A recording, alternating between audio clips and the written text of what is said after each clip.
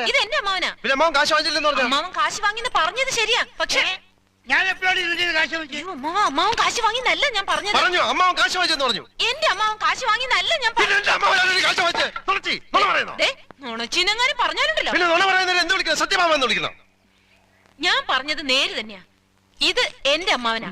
പണം വാങ്ങിയത് വേറൊരു അമ്മാവനാ. അയാളുടെ വണ്ടിയാന്ന് പറഞ്ഞിട്ടാ ഞാൻ കേറിയിരുന്നത്. അതൊക്കെ പോട്ടെ, ഇതൊക്കെ ചോദിക്കാൻ താനാരാ?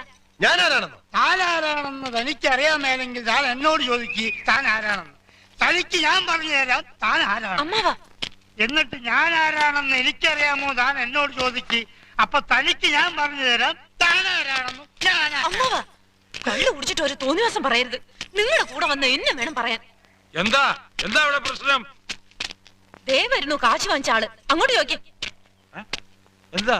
നിങ്ങൾ കാശ് വാങ്ങിയിട്ടല്ലേ എന്നോട് ഈ വണ്ടി കയറി ഇരിക്കാൻ പറഞ്ഞത്? അതെ. എന്നിട്ട് ഈ മരം കൂടെ എന്നോട് ചാടിക്കയറുന്ന എന്തിനാ?